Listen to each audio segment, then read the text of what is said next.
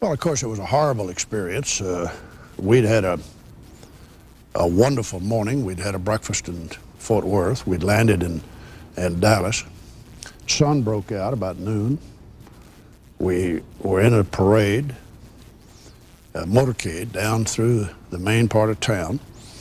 The crowds were extremely enthusiastic, warm, excited, exuberant. And just after we turned off of Main Street, Nellie turned around and said to the president, "Mr. President, you can't say Dallas doesn't love you now." And he said, "No, you can't." We turned on Elm Street to go under the overpass, and I heard this sound that I thought was a rifle shot. I turned to look over my right shoulder, because that's where the sound came from, to see if I could see anything. I didn't, and I was in the process of turning to look over my left shoulder when I felt an impact as if someone hit me with a closed fist right in the middle of my back. The force was strong enough to where it knocked me over, and I saw that I was covered with blood. So, frankly, I thought I had been fatally hit. My wife pulled me down in her lap. She was seated in the jump seat on my left, and I was seated on the jump seat directly in front of the president. She pulled me down into her lap, and about that time I heard another shot, about that loud, a smack. And my eyes were open, I was conscious, and I saw the blue velour interior of this presidential limousine covered with blood and brain tissue. And I knew that the president had been fatally hit. I knew it was the president because Ms. Kennedy said, she just screamed, "My God, I've got his brains in my hand."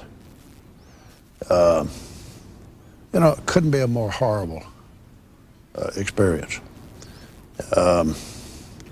Now, was there a conspiracy? I don't know. I was there, but I was taken immediately to the hospital. I didn't know that Oswald had been apprehended and killed because I was still out from the operation, and I wasn't really conscious of what was happening until Monday morning, when I woke up enough to watch the funeral procession in Washington. So if Oswald had a conspirator working with him, he's never been identified. A lot of strange things happened surrounding the assassination that there's no good explanation for. This gives rise to all the suspicions and But what's your personal analysis of the Warren Commission? Basically, the Warren Commission, I think, did a good job. I think they probably overlooked some things that they could have gone into. I think the autopsy, the whole autopsy matter was badly handled. I think the research on the president's body was not well done.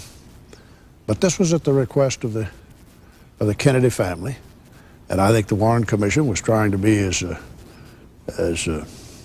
sympathetic toward the family as they could. But I had a great deal of confidence in the Warren Commission, and I personally knew every member on the Warren Commission, and it's inconceivable to me that men like Chief Justice Earl Warren, later President Gerald Ford, Richard Russell, John Sherman Cooper, John J. McCloy, distinguished New York lawyer, people like that would be a party to any kind of a cover-up. I don't believe that. I don't believe it at all. I know you've talked a lot about it, but you said you were in the motorcade in Dallas in '63. I was.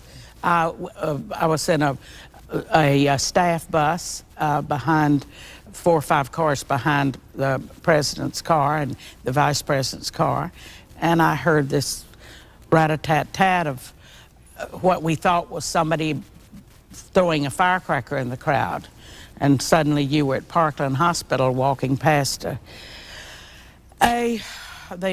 past that into the emergency room. The the car with the blood and Mrs. Kennedy's pink coat still lying there, where she'd leaned across her husband to try to help him. And it was a tragic, tragic day. What did you do? I was taken to Air Force One. We were all, as soon as President Kennedy died, we were whisked in a police car, I was, to Air Force One. I got on the plane and across Dallas. Somehow, some spirit helps you know you've got to do something. And what I could do, because I was the only rider along, was I knew that all my intuitions as a reporter was that he would be asked something when he got to Bergstrom. And so in Washington? Yes, and not Bergstrom, the Andrews Air Force Base. And I block printed out those 58 words that he used. This is a sad time for all people, and ending up, I ask your help and God's. And I handed it, when Bill Moyers took a helicopter in, I handed it to him, and he showed it to the president, and he liked it, and he used it. But I can't take any credit from those words. I mean, they were handed to me, and I just am grateful I was there to have that small role, but I guess they're the most important words I've ever written, but I've written lots of others. Were you present at the swearing in? Yes, pressed against the back wall. You felt so awful. You felt so, you wanted to shrink from the scene almost. That was my feeling. And we were all called into that cabin, and it was, you were jolted. I was very conscious that this had happened in Texas. All of us were. It was made things tougher. And then I flew back with them, and as we got off the plane on the helicopter on the steps on the lawn of the White House, the president said, "Go with Lady Bird and help her all you can." Well, you know, I was on a trip to Japan when President Kennedy was assassinated. I was with 6 members of his cabinet going to an economic conference in Tokyo. And although I hadn't been sent to participate in the economic conference, I was sent because President Kennedy wanted me to organize his visit there in February of 1964. He would have been the first United States president to visit Japan since the end of World War II.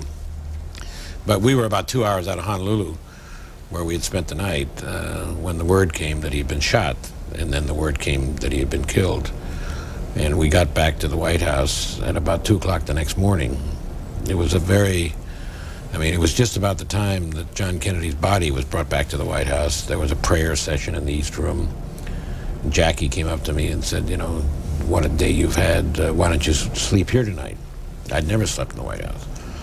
So I did sleep in the White House, although I didn't go to bed till about 5 o'clock in the morning. And then, of course, this dramatic phone call, which came at 7 in the morning, phone operator saying, "Mr. Salinger, the president wants to speak to you." And all of a sudden, going into my brain, I've had a nightmare. And then, of course, I hear this voice, "Pierre, this is Lyndon." But yes, I went in the White House. I was in the Oval Office a lot after JFK was assassinated, because I remained as the press secretary to Lyndon Johnson for about 4 months. I came to the White House on November 22nd, 1963. I was in the motorcade in Dallas when on that day occurred that senseless act of mindless malice. And I was ordered aboard Air Force One by the new president. He told me he wanted me on his staff. I didn't even know what that meant. And he told me I was flying back to Washington with him. I called my wife, told her I was on Air Force One, and I never returned home. And that will be 27 years ago, on November 22nd of this year. So it was a day of cataclysmic changes in the lives of individuals like myself and in the life of the nation. It's a day, almost every moment of which is seared in my brain like a branding iron. No American over the age of 10 forgets where he was or she was on that day.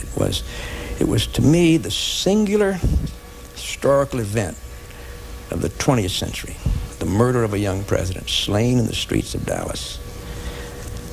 A nightmare, an absolute nightmare.